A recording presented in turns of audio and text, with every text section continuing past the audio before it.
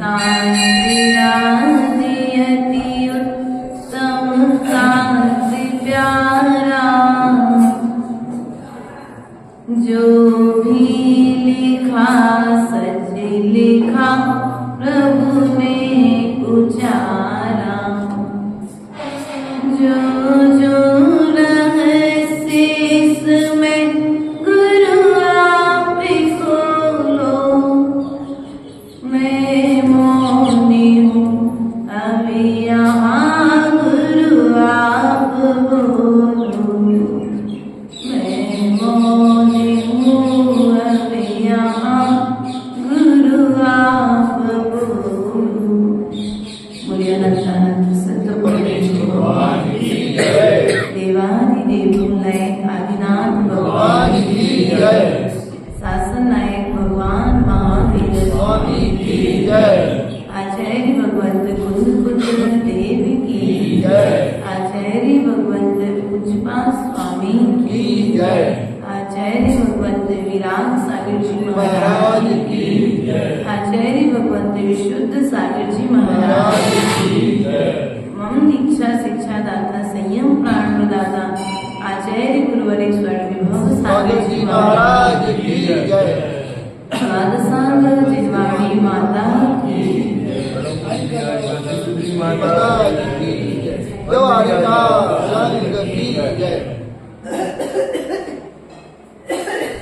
प्रबल पुण्य का उदय और प्रातः कालीन वेला में प्रभु के दर्शन के बाद प्रभु की देशना सुनने का भाव होना, ये कोई जन्म जन्म में भाई गई भावनाओं का फल है। वरना लोग मंदिर में आते हैं, प्रभु के दर्शन करते हैं और अर्घ चढ़ा करके पूजा करके चले जाते हैं और मात्र उतने में ही वे धर्म मान करके अपने आप को बहुत महान।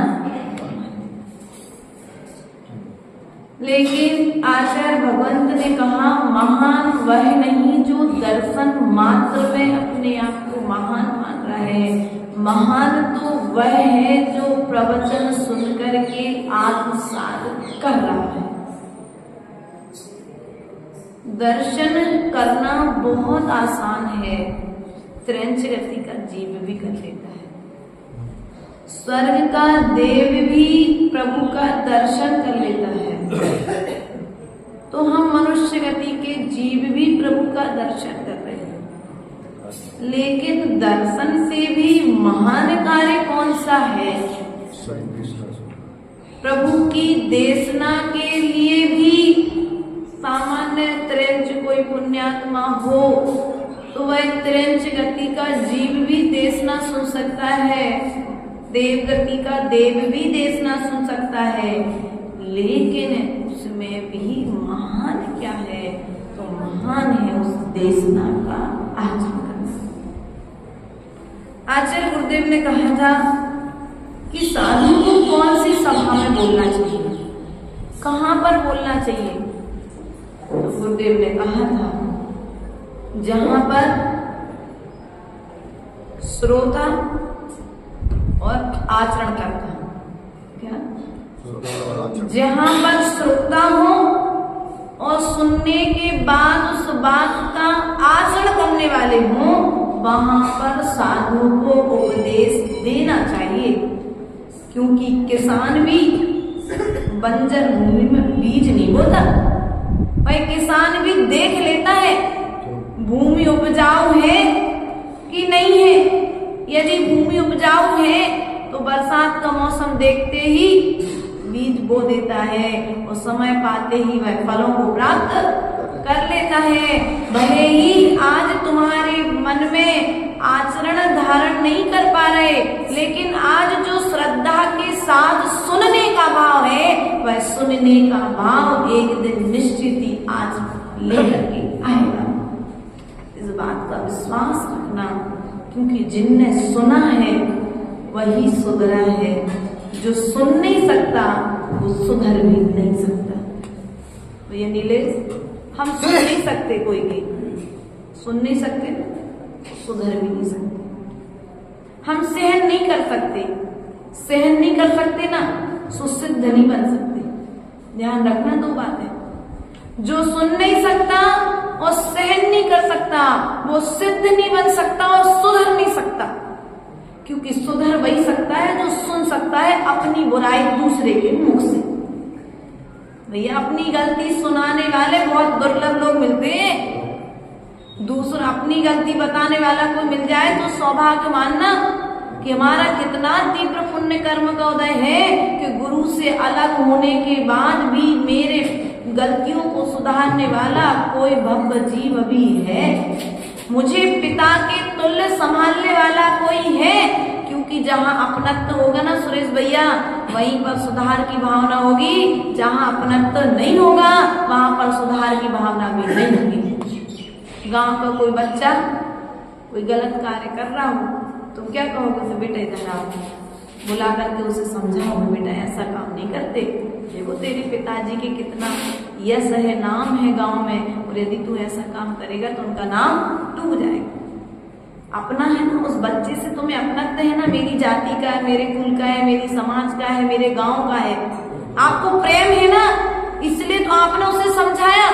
और वो बेटा कह रहे अंकल जी आपकी तो आदत है। अरे भैया आदत नहीं है, वो बेटा ये सोच ले, देखो आज मेरे पिता ने मुझे नहीं देखा, लेकिन इन परिवार में गांव के अंकल जी ने, चाचा जी ने मुझे आज टोका है, अब मैं आगे से इस गलती को, अरे उनकी तो आदत है टोकवे की, हम गलती नहीं करें फिर भी, अरे भैया उनकी आदत है तो हम गलती करना छोड़ दें क्यों भैया कैलाश जी? हम गलती करना छोड़ देंगे तो लोग हमें टोकना भी, हमने क्या किया, गलती करना छोड़ दिया तो लोगों ने हमें टोकना भी। वो गलती नहीं करना जिस गलती से कर्म का बंध हो, वह कार्य नहीं करना जिस कार्य से कर्म का बंध हो, वह विचार नहीं करना जिस विचार से कर्म का बंध हो। क्योंकि ये मोक्ष मार्ग, ये संसार मार्ग, ये मनुष्य पर्याय हमें निर्बंध होने के लिए मिली है, कर्मों से बंधने के लिए नहीं मिली है। इस बात का विश्वास रखना, क्योंकि पूर्व की कारिका के माध्यम से आचार्य भगवंत ने हमें पूर्व में बताया था कि जो क्या है, पर का अनुभव नहीं करता है, क्या करता है, पर के अनुराग का फल, जो पर से अनुराग रखता है वह पर वस्तुओं को प्राप्त करता है, और जो निज से अनुराग रखता है वह निज वस्तुओं को, निज स्वभाव को प्राप्त करता है।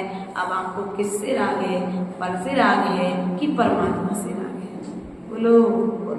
जितने लोगों को परमात्मा से राग था सुबह नींद छोड़ करके मंदिर में आ गए, जिनको प्रभु से प्रेम था वे मंदिर में बैठे हैं, जिनको प्रभु की देशना से प्रेम है सुबह प्रवचन में बैठे हैं, जिनको प्रभु से और प्रभु की देशना से प्रेम नहीं है सुबह अपने पर्यायों में भटकने की तैयारी, अभी भी निद्रा देवी के साथ शयन कर रहे हैं। निद्रा देवी के साथ जब देखो जब आ जाती है, जहाँ मन नहीं लगता है, नींद कहाँ नहीं आती, तो बोले माता जी मुझे नींद आती है। बोले कहाँ कहाँ? बोले प्रवचन के समय। कहाँ आती है नींद? पैसे गिनते समय नींद नहीं आती कैलाश, दुकान चलाते समय नींद नहीं आती, एक झपका आ जाए तो पूरी दुकान लुट जाए, उस समय नींद। हाँ जी आ जाओ। जिस समय दुकान चलाते हो सोने चांदी की, और यदि एक झपकी आ जाए तो क्या होगा, चोर पूरी दुकान लूट करके, उस समय नींद, क्योंकि तुम्हें उसकी कीमत है इसलिए तुम्हें नींद नहीं आ रही।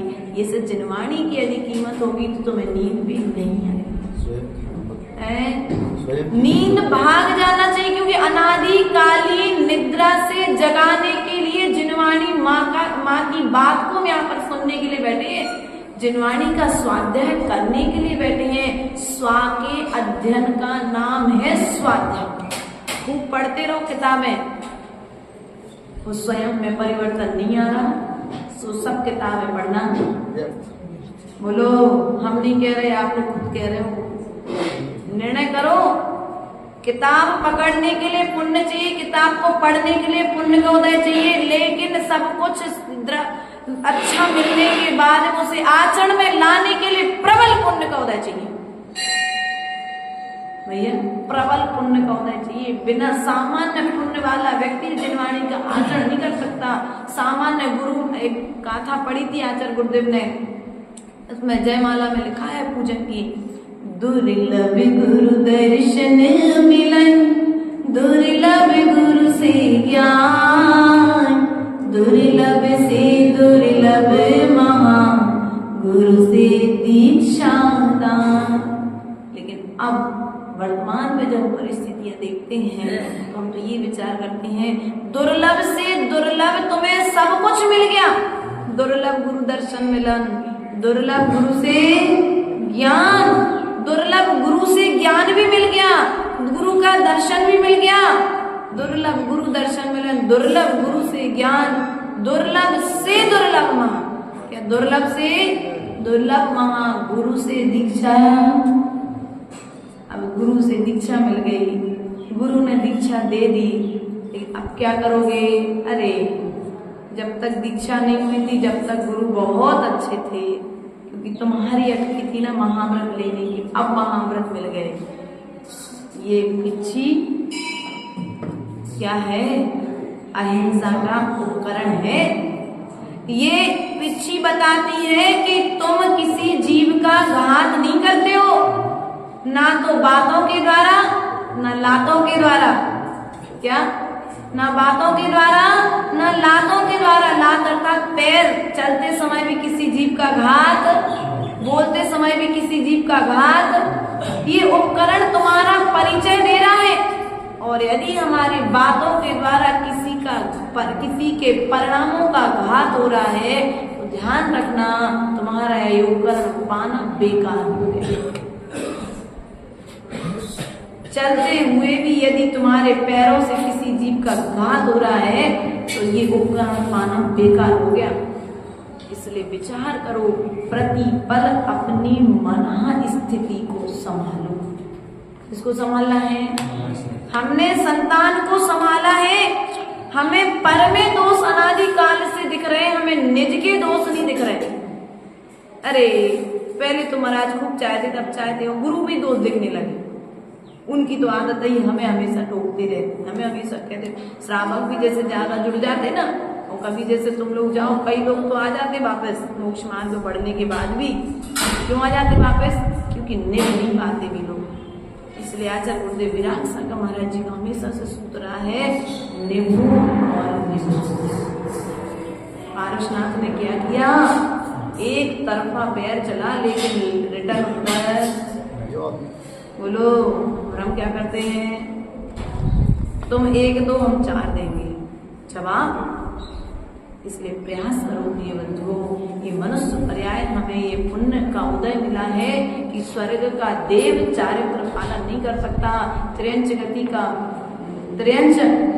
उत्कृष्ट चारित्र पालन नहीं कर सकता, वो भी ठीक है। देशव्रत रूप यदि किसी गुरु का उपदेश मिल जाए पुण्य कर्म को ऐसे तो 5वें गुण स्थान की यात्रा कर सकता है, लेकिन हर कोई नहीं कर सकता है।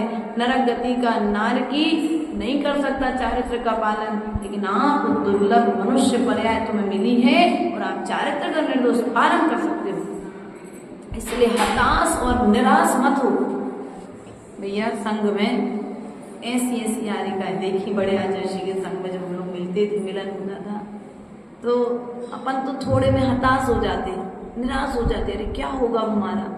ऐसी यारिकाएं देखी। माता विश्वविद्याश्री माता जी बता रही थी, बड़े आचार्य जी के संघ का इतना कठोर अनुशासन था कि यदि किसी माता जी को लकवा भी लगा है ना, तो क्लास में बैठना पड़ेगा।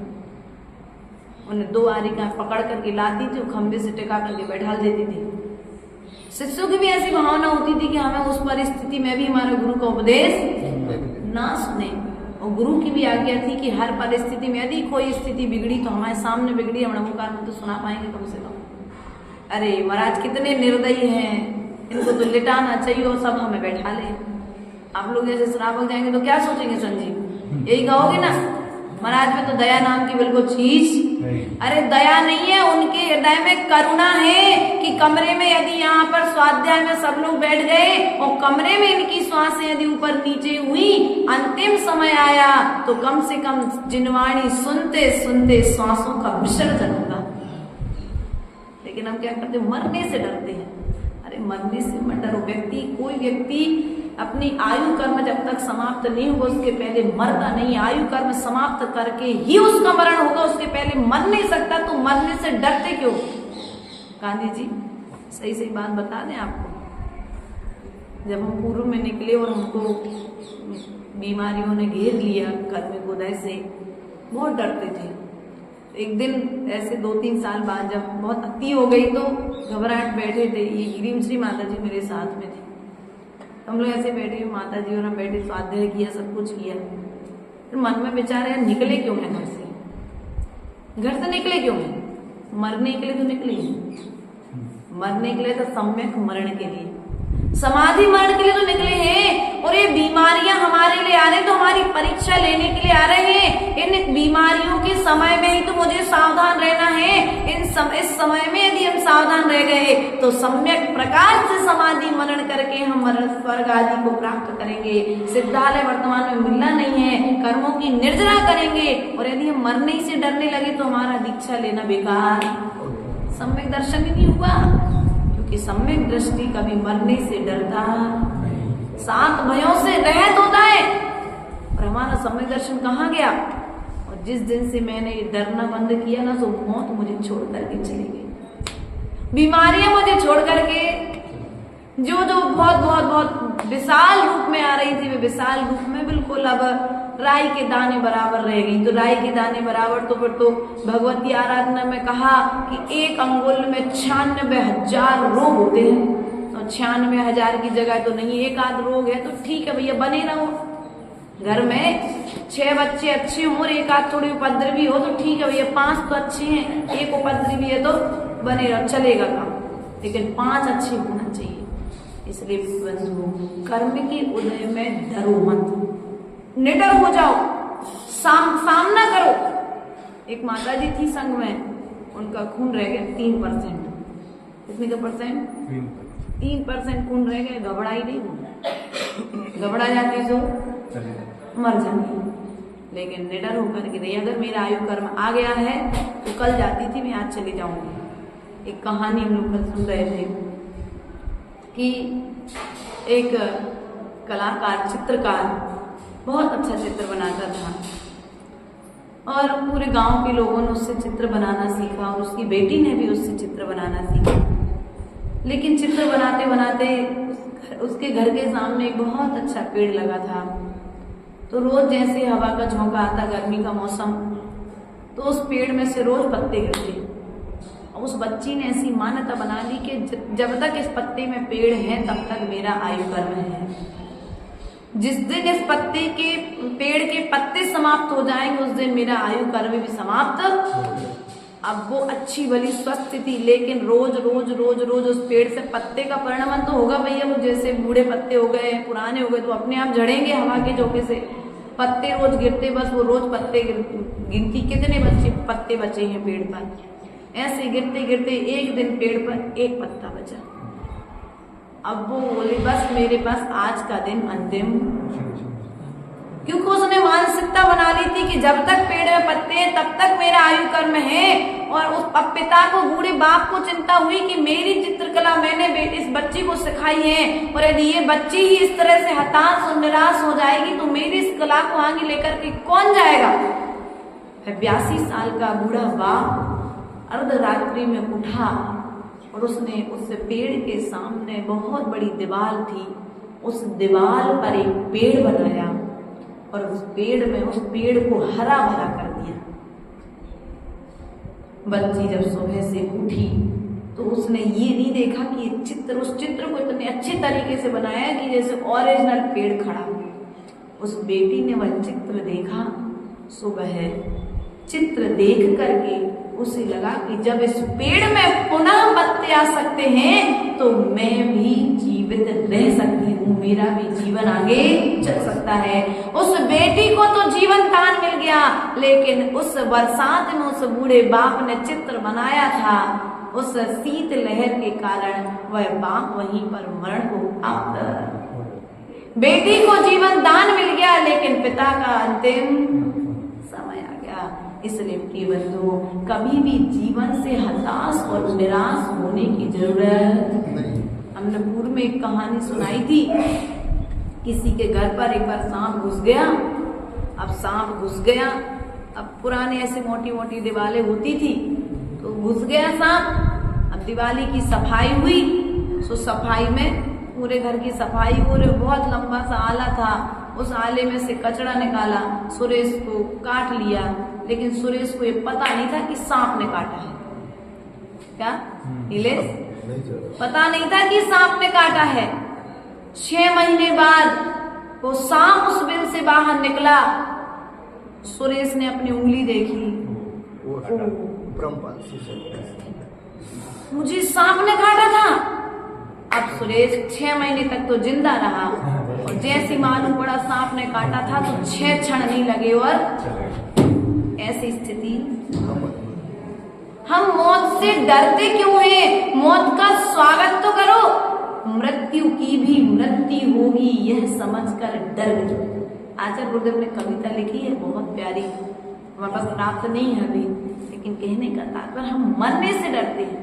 ये एक ना एक दिन सबको जाना है, जो आया है वो सब जाएंगे, हम भी जाएंगे, तुम भी जाओगे, जो संबंधी वे सब जाएंगे, तो मरने से डरना क्यों? जो अच्छा व्यवहार करके जाओगे ना, तो मरने के बाद भी लोग याद करेंगे, और बुरा व्यवहार करके जाओगे तो लोग कहेंगे भैया अच्छे गए। क्या गए?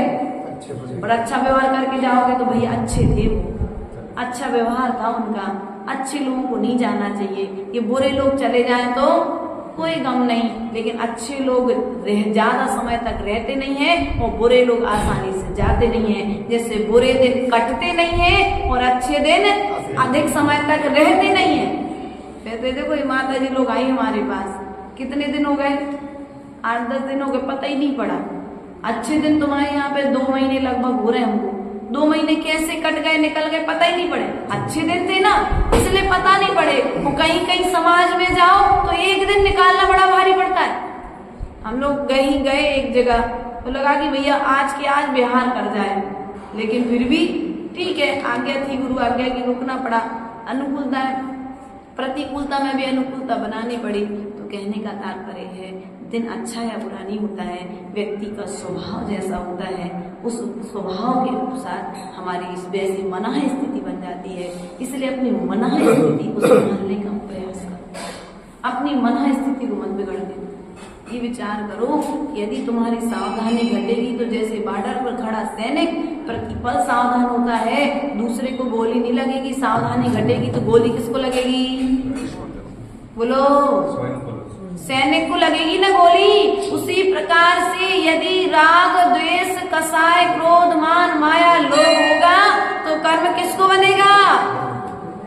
मौन है क्या? किसको बनेगा संजीव? दिगली के दादाजी। कर्म किसको बनेगा? पड़ोसी को, जिसको गाली दी उसको, जिससे बहस की उसको, जिसकी अभिनय की उसको, किसी को नहीं बनेगा। कर्म का उदय तुमको स्वयं बनेगा, और समय आने पर वह कर्म का फल भी तुम्हें भोगना पड़ेगा। इसलिए प्रयास करो, कार्य ऐसा करो कि जाने के बाद तुम्हें अच्छा फल भोगने मिले, बुरा फल भोगने के लिए ना मिले। कार्य ऐसा करके जाओ कि लोग तुम्हें जाने के बाद में भी याद करें, जाने के बाद ये ना कहे चलो भैया बलाए टरी। हाँ, ऐसा नहीं होता ना। कई बच्चे होते जो परेशान करते हैं, तो माँ बाप सोचते जैसे बेटियां जो कुकृत्य करने लगती हैं, कुकृत्य समझते हैं ना आप लोग, गलत आदतों में पड़ जाती हैं, मतलब लव मैरिज आदि के लिए माता पिता को बाध्य करती हैं कि नहीं हमें तो अब अन्यत्र ही जाना है। माता पिता बेचारे परेशान हो जाते हैं, फिर जबरदस्ती में आकर के भैया मरबे से अच्छा चलो गई तो बलाए टरी, यही सोचते ना। फिर ऐसी संतान से अच्छा नहीं संतान होना। इसलिए ऐसा व्यवहार करो कि तुम्हारे प्रति माता पिता को सौंपा माथा चौड़ा हो जाए। क्या? माता पिता का माथा चौड़ा हो जाए, माता पिता का माथा झुकना नहीं चाहिए। गुरु चरणों में आचार्य गुरुदेव कहते थे, भगवती आराधना में आया है कि गुरु यदि शिष्य को लात भी मारे तो शिष्य के लिए लात खा लेना चाहिए। उस लात खाने में भी शिष्य की कर्म की निर्जरा है।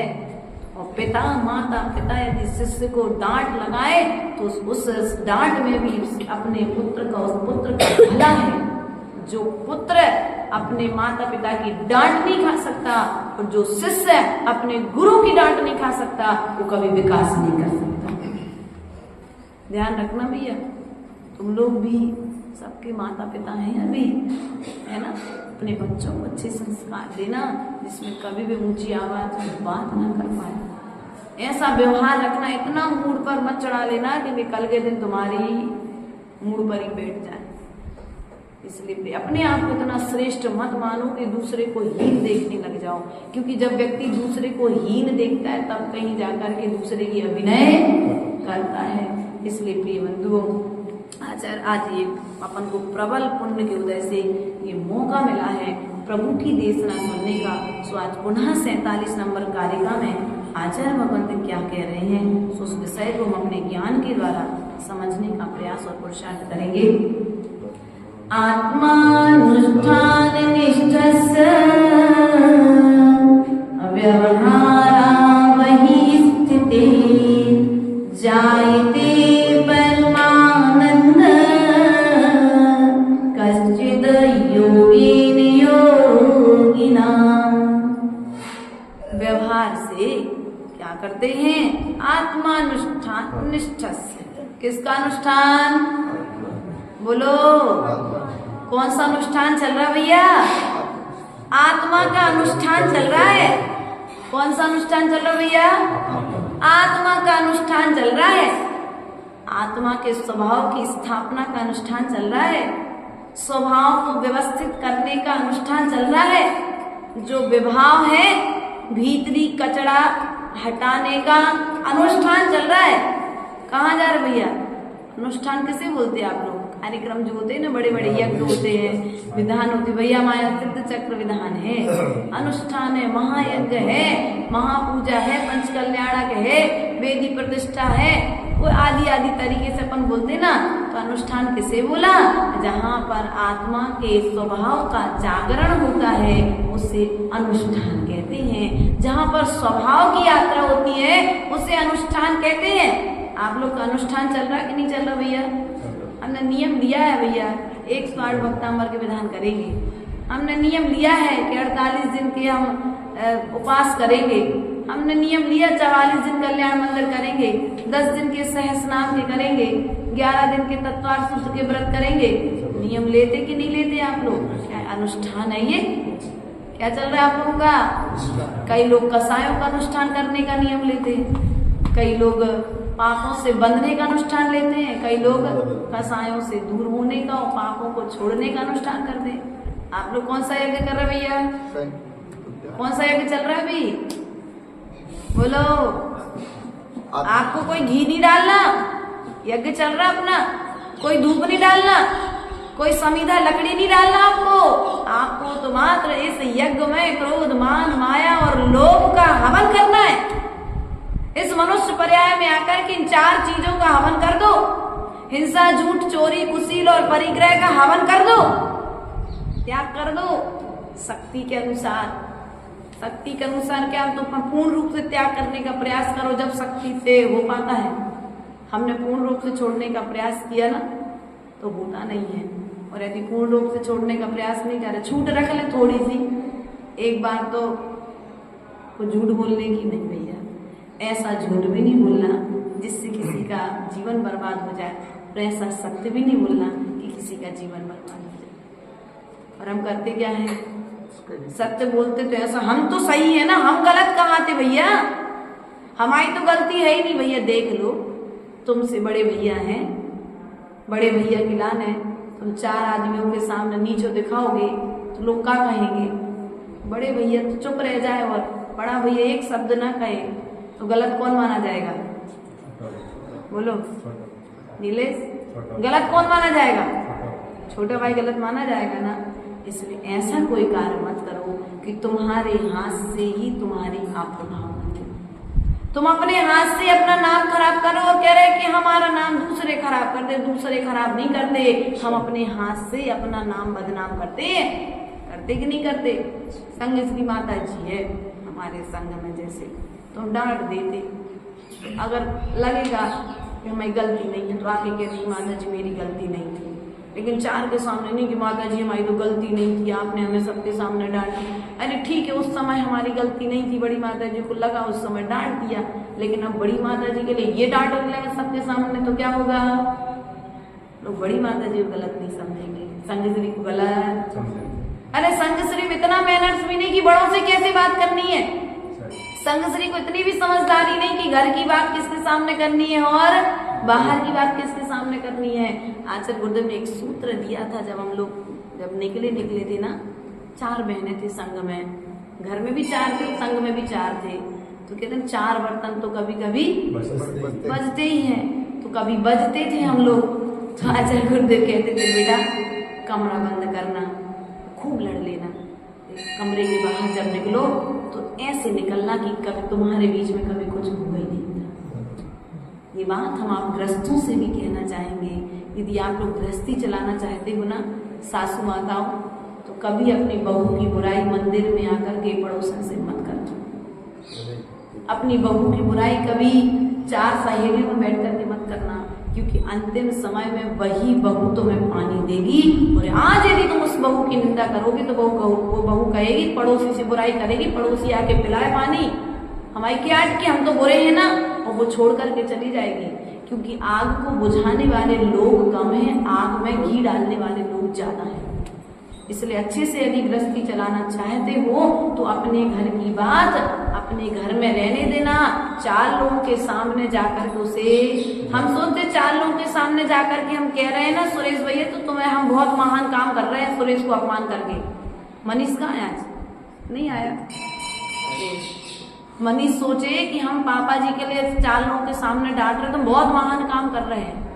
मनीष इतना सोच ले, नहीं मनीष तुम अच्छा काम नहीं कर रहे हो, तुम पिता का अपमान कर रहे हो। सबसे बड़ा पाप तो पहले यही कर रहे हैं कि तुम पिता का अपमान कर रहे हो, फिर बाद में गलती किसकी और सही कौन ये बाद में निर्णय होगा। पहली गलती क्या है कि तुमने अपने बड़ों का आत्मानुष्ठान, यहाँ पर तुमने अनुष्ठान किया, बड़ा बड़ा विधान किया, बड़ी बड़ी पूजा की, और घर में जाकर के आपस में पति पत्नी लड़ा के काय का अनुष्ठान, सब बेकार। घर में जाकर के सब्जी में नमक नहीं मिला तो थाली फेंक दी पत्नी के ऊपर। अरे पहले चलता था, आज तो दबने लगे पुरुष बस। आज से 30-40 साल पहले का जो समय था ना, देखो तुम लोग सही हकीकत यही मैंने तो देखा है। मैं भी गृहस्थी छोड़ करके आई हूँ। यदि पानी का लोटा नहीं मिला तो लोटा घर के कपड़े पर प्रेस नहीं हो तो कपड़े प्रेस, बिना प्रेस के कपड़े घर के बाहर। और यदि सब्जी में इतनी तानाशाही चलती थी तुम लोगों की मतलब, अरे तुम लोग बहुत अच्छे बाहर वाले की, क्यों तुम लोग चुप रहे ना, कुछ नहीं कहना, घर में ही रहना कि तुम लोग। क्या होता था? यही होता था ना, हमारी चीज यहाँ से यहाँ व्यवस्थित क्यों नहीं मिली? अरे भैया नहीं मिली, कोई बात नहीं, तुम कर लो, तुम्हारे लिए भी तो हाथ पैर दिए हैं। तो जब तुम लोगों ने इनके ऊपर में महाराणा प्रताप सा तुमने अपना प्रताप दिखाया, सुनने भी प्रकार हम भी लक्ष्मीबाई बन के रहेंगे। अब जब ये लक्ष्मीबाई के रूप में आई तो फिर तुम लोग को सबको ठंडा होना पड़ा कि नहीं होना पड़ा। ये लोग जब दुर्गा के रूप में आई, भैया नीले क्या तुम्हारी तरह सब सीधी है भाभी, तो तुम भी सीधे हो, वो तो नीले भाभी बताएगी कैसे हो तुम, है ना। लेकिन ध्यान रखना कभी ऐसा मत करो, इतनी बड़ी बड़ी पूजाएं करते हो, विधान करते हो, गुरुओं को आहार दान देते हो, स्वाध्याय सुनते हो, लेकिन आपस में लड़ते हो, क्या काम करना, क्या सब कुछ बेकार हो गया। अरे मंदिर में तुम 4 आदमियों से प्रेम से नहीं बोलोगे ना, कोई कुछ नहीं करेगा, लेकिन घर में तुम अपनी पत्नी से एक बार प्रेम से पूछते हो कैसे हो, तबीयत ठीक है तुम्हारी, अब कोई तकलीफ तो नहीं, कोई चीज चाहिए हो तो बता दो, हम ला के दे देंगे। अरे जब चाहिए थी तो पहले से क्यों नहीं बताया? बेचारी बताएगी तो तुम लोग क्या कहोगे? रमेश पंडित जी पहले से नहीं बता सकती का, अब बता रही? नहीं भैया डांटो मत, जब बेचारी बच्चों को संभाल रही, सास ससुर को संभाल रही, देवरानी जेठानी सबके बीच में रह रही, सबका काम करते करते तुमको नहीं बता पाई, तो तुम थोड़े से नम्र होकर के कह दो कोई बात नहीं, आज बताए हम कल ला करके दे देंगे। लेकिन तुम लोग क्या करते हो? बड़े बड़े अनुष्ठान करके जाते हो, बड़ी बड़ी यहाँ पर चल तो रही है आत्मा की बात, लेकिन जो तुम लोग अनुष्ठान करके जाते हो ना, उस अनुष्ठान की विराध ना स्वयं जा करके करते हो घर में। जो अपने घर में अपनी पत्नी का अपमान करता है, ध्यान रखना उसके घर में समृद्धि ज्यादा दिन तक टिकने वाली नहीं है, उसका भी अपमान करने वाला पैदा हो जाएगा। कोई ना कोई उसका अपमान करेगा। आज करो तुम पत्नी का इस भाव में, वो तो पत्नी ये सोच रही है कि मेरा पूर्व कर्म का उदय है, सो मुझे ऐसा पति मिला है, तो वो सहन कर रही है, घर छोड़ करके नहीं जा रही है। 60 साल हो गए सहन करते करते, 40 साल हो गए किसी को सहन कर, अब तो नहीं है सहन करने, अब तो कह रहे भैया दूसरे दिन थोड़ा बहस की तलाक, क्योंकि नौकरी वाली जाती है ना तो छोड़ करके भाग जाती है कि तुम्हारी अटकी नहीं है, हमारे पास पैसा पर्याप्त है। और पापा जी लोग कहेंगे बेटा झुक के रह लो, पापा जी आपकी भी जरूरत नहीं है, मैं अपना सेपरेट मकान बना लूंगी। और वे फोन पे चक्कर चला करके रहेंगे आराम से, पति की जरूरत है नहीं आज के लड़कियों के लिए। यही चल रहा कि नहीं चल रहा है? फोन पे एक फोन वाला होता है, एक घर वाला होता है। पहले पिक्चरों में देखते थे घर वाली और बाहर वाली, अब फोन वाली होती है और एक घर वाली होती है। इसलिए ध्यान रखो, ये बातें कहने के लायक नहीं है, लेकिन फिर भी इसलिए कहते हैं कि आप लोग सावधान हो जाओ। बड़ी बड़ी पूजाएं कर रहे, बड़े बड़े विधान कर रहे हो, बड़ी बड़ी आराधनाएं कर रहे, बड़े बड़े साधुओं से जुड़े हो, लेकिन साधुओं से जुड़ना उतना जरूरी नहीं है जितना जरूरी अपने भीतर से, अपने भीतर बालों से जुड़ना जरूरी है। आप हमें समय दो, नहीं दो चलेगा, लेकिन एक बार अपने परिवार को समय जरूर देना। अपने एक बार अपने परिवार से पूछ लेना। जी कहते हैं घर को मंदिर, पहले घर को मंदिर बनाओ, बाद में मंदिर आओ। क्या? पहले घर को मंदिर बनाओ। पहले ये बच्चे यहाँ बैठे हैं बेटा, ध्यान रखना, तुम्हारी नहीं कह रहे, लेकिन यदि ऐसा कोई पाप तुम्हारे मन में आए तो छोड़ देना। इसलिए छोड़ देना क्योंकि ये उस मंदिर के पुजारी तुम्हारे माता पिता हैं, देवता भगवान है मंदिर के। उस मंदिर को उन्होंने सपनों के साथ बनाया है, और एक लाड़ी आई नहीं कि तुमने पिताजी को लात मार करके छोड़ करके, इतना भी नहीं करना। उनको अपनों का सम्मान करो। ये पूजा आज हम क्या करते, हमसे लोग पूछते माता जी सहस्त्रनाम का पाठ नहीं करते, हमसे पूछा किसी ने, हमने नहीं करते। बोले भक्तामर का पाठ रोज नहीं करते। बोले आप क्या करते? हमने 3 टाइम की सामायिक बहुत अच्छे से करते हैं, हम 4 टाइम का स्वाध्याय अच्छे से करते हैं। हमारा अनुष्ठान यही है कि मुझे अपने परिणामों को मलिन नहीं होने देना है। पाठ करने से कर्म की निर्जरा होगी ये मुझे मालूम है, लेकिन पाठ करने से भी ज्यादा कर्म की निर्जरा होगी अपने आप को संकलेश से बचाने में। भैया सही कह रहे कि गलत कह रहे? समय तो हो गया दुकान खोलने का तुम लोगों का, लेकिन फिर भी दुकान खोलो उसके पहले कान खोल लो। कान खोल करके सुन लो, जो गलतियां अनादि काल से करते आ रहे हो, 20-20 साल निकाल दिए। आज जाना, जो जो अपनी पत्नियों पर अत्याचार करते हैं उन पत्नियों से क्षमा मांग लेना। अंतिम समय वही पत्नी तुम्हें पानी पिलाएगी। जब तुम पलंग से उठ नहीं पाओगे तो वही पत्नी तुम्हारा मल साफ करेगी, वही पुत्र तुम्हारे लिए कपड़े पहनाएगा, वही पुत्र तुम्हारे लिए धर्म ध्यान में काम में आएगा। पड़ोसी नहीं आएगा, पड़ोसी तो बदबू आ रही कह करके कमरे से बाहर निकल जाएगा। ये सब अनुष्ठान करना जरूरी है, लेकिन इन सब अनुष्ठानों के बीच में एक अनुष्ठान है कसायों का त्याग का अनुष्ठान। पापों के त्याग का अनुष्ठान करना अनिवार्य है। तो आचार्य भगवान कहते व्यवहार से बाहर ठहरे हुए आत्म ध्यान में लवलीन मुनि के आत्म ध्यान के द्वारा कोई अपूर्व परमानंद उत्पन्न होता है। तो व्यवहार क्या कह रहे? व्यवहार में क्या क्या अनुष्ठान करते हैं? आहार करना अनुष्ठान है, विहार करना हमारा अनुष्ठान है, शयन करना जो हमें शयन कर रहे लेकिन सोते हुए भी कर्म की निर्जरा कर रहे। कैसे कर रहे भैया? सोते हुए भी शयन कर रहे कमरे में, लेकिन फिर भी ये भी अनुष्ठान है। कोई जीव का घात ना हो जाए, सो परिमार्जन करके भी करवट लेता है। परिमार्जन करके अपने पलंग आदि पर जो भी रहती है व्यवस्था, तखत आदि पर साधु विश्राम करता है। उसके देव वंदना करना, देव वंदना करना भी अनुष्ठान है। सिद्ध भक्त, चैत्य भक्ति, पंचमागु भक्ति और समाधि भक्ति करना ये देव वंदना है। स्वाध्याय करना भी अनुष्ठान है। किताबों का अकेला नहीं, एक पेज से एक पेज पलटना स्वाध्याय नहीं है। स्वाध्याय करने के बाद स्वयं का अध्ययन करना। करते हो तुम लोग? लो अच्छी बातें सुन ली, पर अध्ययन किया? जाकर के जुगाली करना, समझते हो? चुगली नहीं करना, जुगाली करना। चुगली तो बहुत लोग करते, इधर की उधर बढ़ाना, उधर की उधर बढ़ाना, इनकी उनसे कहना, उनकी उनसे कहना। अरे भैया क्या मिलेगा? आज ये मुंह मिला है, कल मिलेगा नहीं। धर्म की बात कर लो, इधर से उनकी बढ़ाओ, उधर से उनकी बढ़ाओगे तो मेरे नारकियों का काम यही रहता है। नारकी कौन सा काम कर दे? ये जो संस्कार है या तो नरक गति से लेकर के आए और नरक गति में जाने का है, इसलिए आदत है तुम्हारे भीतर में है। इसलिए इधर से उधर नहीं भिड़ाना, इधर से उधर नहीं करना, नहीं तो अपना अपना वर्चस्व बना रहे। सो सामने वाले की इतनी हमारा वर्चस्व अच्छता है गुरु के सामने, तो सामने वाले की इतनी गिरा दी कि सामने वाले की फिर बात सुना ही नहीं। इसलिए ऐसी चुगली भी नहीं करना, समाज में भी किसी की गलत सलत बात इधर से उधर नहीं लगाना। इसके बाद में उपदेश देना और प्रवचन आदि कार्यों में लगे रहते हैं। ये क्या है? प्रवचन करना भी अनुष्ठान है। क्या है?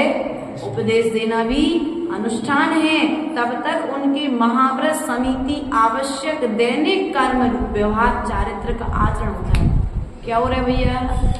व्यवहार आचरण का पालन हो रहा है, लेकिन भीतरी आचरण कब होगा?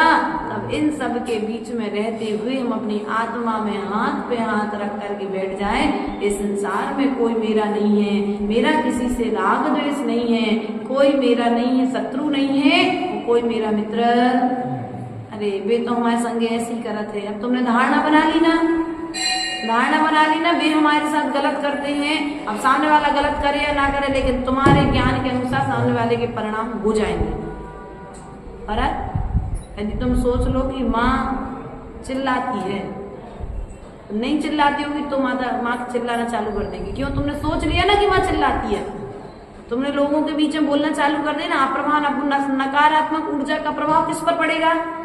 तुम्हारे पर ही पड़ेगा, किसी दूसरे पर। अब तुम सोच लो कि माता जी हमारे साथ भेदभाव करती हैं, भरत को तो ज्यादा चाहती है और कैलाश को तो नाम भी नहीं लेती कभी। अब क्या होगा? कैलाश तुम जैसा सोच रहे हो ना, बस वैसी माता जी की भावनाएं होती जाएंगी। माता जी के इसमें कोई दोष, तुम जैसा सोच रहे हो वैसा व्यवहार परिणाम होगा, क्योंकि हमारे विचारों से ही हमारे साथ व्यवहार होता है।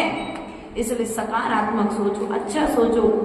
जब तक हम ये सोचते थे गुरुजी हमें चाहते नहीं है, गुरुजी ने हमें अलग कर दिया, देखो सबको तो संग में रखे और हमें अलग कर दिया, नहीं, हमने सोच बदली। गुरुजी ने अलग नहीं किया है, हमारा पाप कर्म का तीव्र उदय आया था, सो गुरुजी का भाव हो गया।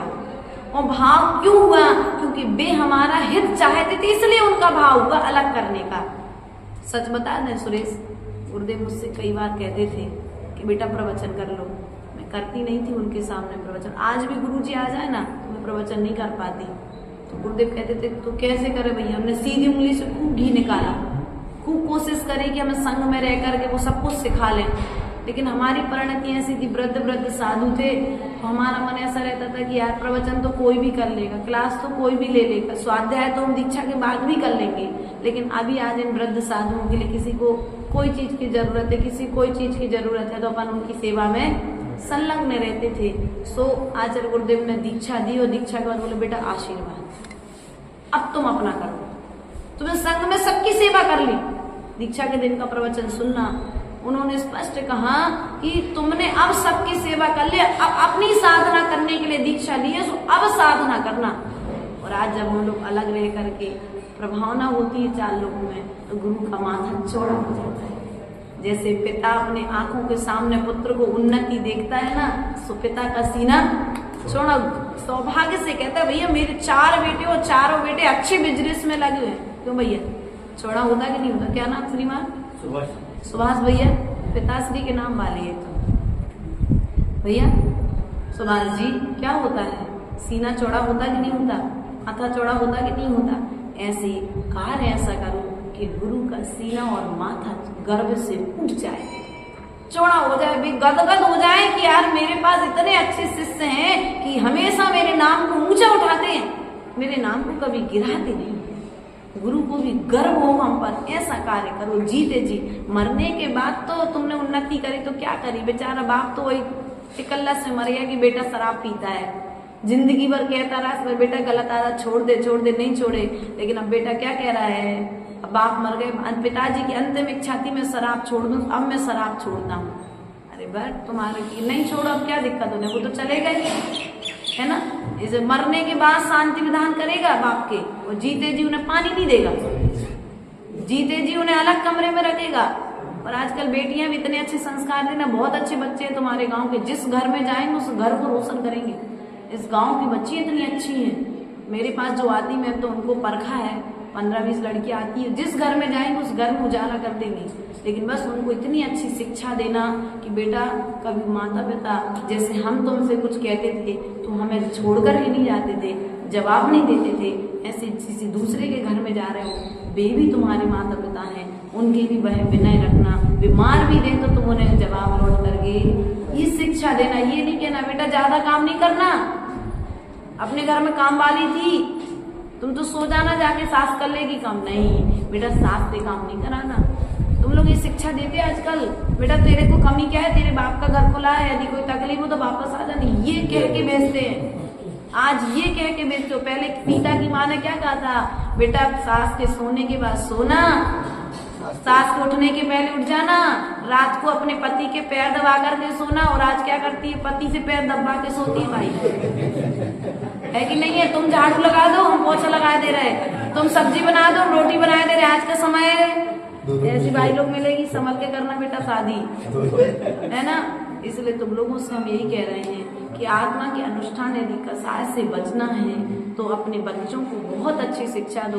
लगभग 50 बच्चे हमारे इस 2 महीने के प्रवास में अनुष्ठान से 50 से ज्यादा जुड़े, लेकिन काउंटिंग में 50 आए हमारे, हमने सम्मान किया। तो और भी बच्चे हैं जिनका सम्मान अपन परसों करेंगे। तो कहने का तात्पर्य ये है कि बच्चों को आज से उनका भी छोटा पौधा है ना, अच्छा सींच दोगे तो कल वृक्ष अच्छा मीठे फल देगा, और आज नहीं सींचोगे तो कल खट्टे फल कड़वे फल मिलेंगे। और खाते समय कहोगे खट्टा है तो थूक नहीं पड़ेगा, उसको तुम गटक भी नहीं सकते फिर। इसलिए अभी बीज में अच्छा पानी डालो, अच्छे संस्कार डालो, आज देख रेख कर लो, आज थोड़े से संसार की व्यस्तताओं को छोड़ दो। हमें बड़ा गर्व होता है कभी कभी हम 4 माता पिता के बीच में रहे, एक तो जन्म देने वाले माता पिता, और फिर चचेरे माता पिता, बड़े और छोटे पापा के भाई लोग, सबके बीच में रहे ना। तो कभी यदि सुरेश बाजार भी चले गए ना सुभाष जी, तो बाजार क्यों गए थे, क्या काम था? पापा की नजर नहीं पड़ी तो बड़े पापा की नजर पड़ गई, और बड़े पापा की नजर नहीं पड़ी तो दादा की नजर पड़ गई। तत्काल आकर के मम्मी से खबर दी कि क्यों भेजा था बाजार, क्या जरूरत थी, फिर बता दिए भैया ये काम था। तो हमेशा नजर रखिए हम लोगों पर। आज के बच्चों पर अगर नजर रखो तो क्या कहते, जासूसी कर रहे। अरे जासूसी नहीं कर रहे, तुम्हारे हित में तुम्हारे माता पिता ध्यान रख रहे तुम्हारा। आज क्या है, तुमने सेपरेट मोबाइल दे दिया, सेपरेट कमरा दे दिया, पढ़ाई के बहाने बच्चे मोबाइल में क्या कर रहे हैं पता है कुछ? माँ में पढ़ाई कर रहे, सेटिंग कर रहे। कौन कह रहा भाई सेटिंग? विश्वविद्याश्री माता जी कह रही सेटिंग कर रहे मोबाइल से, सेटिंग में लगे। इसलिए तुम लोगों से निवेदन है, जाग जाओ बागड़ वालों, 30-30, 35-35 साल बच्चों को मत बैठाओ। उम्र हो 21 साल हो, पहले सेटिंग कर दो कि उन्हें सेटिंग नहीं करना पड़े। समय के पहले कर दो तो वे सेटिंग नहीं करेंगे, और तुम सोचोगे कि हम समय की बात करेंगे, थोड़ी और उम्र बड़ी हो जाए तो बच्चे अपनी सेटिंग करेंगे और माथे पर केसर का तिलक ना लगा करके कलंक का तिलक लगाएंगे। उसके पहले बुरा लगा हो तो क्षमा कर देना। लेकिन ये रियल बात है, ये बातें कहना भी जरूरी है, क्योंकि शास्त्र से बंध जाते हैं तो ये बातें नहीं कह पाते। लेकिन आज विपरीत जाकर के भी हमने थोड़ी सी बात कही, क्योंकि ये भीतरी समस्याएं हैं और एक घर की समस्या नहीं, हर घर की समस्या बन गई है। इसलिए माताओं से मेरा निवेदन है, तुम्हारे गांव के बच्चे जैसे आज धर्म में लगे हुए हैं, आगे भी ये धर्म में लगे रहें। तो बच्चियों को जिस घर में भी जाना है उन्हें ऐसे संस्कार दो कि बच्चियां कहें, वहां से फोन आए कि भैया यदि लड़की लाना है तो नौगामा की लाओ। क्या कहना है? अगर वहां के परिवार वाले कहें लड़की लाना है तो कहाँ की लाओ? नौगामा की लाओ। नौगामा की लड़की लेकर के आओ तो क्या होगा? घर। मैंने देखा है कई जगह पर जब विवाह आदि की चर्चाएं होती थी ना, तो क्या होता था, विवाह आदि की चर्चाओं के समय में, अरे उस गांव की लड़की नहीं लाना, बहुत तेज होती है। एक गई थी, सब नहीं थी तेज, लेकिन एक के से क्या हुआ? पूरा गांव। और एक बच्चे को तुमने अच्छे से भेज दिया तो क्या होगा? पूरे गांव का सम्मान। इसलिए ऐसे संस्कार दो, चाहे बेटा हो या बेटी हो, दोनों हमारे जैन धर्म को आगे बढ़ाने वाले हैं, इस धर्म के पहिए हैं। इसलिए उन्हें अच्छे संस्कार देकर के गौरवान्वित करने के लिए आगे बढ़ाओ, बोले भगवान महावीर स्वामी की जय। हम पूज्य आचार्य भगवती चरण विभा सागर जी महाराज की जय।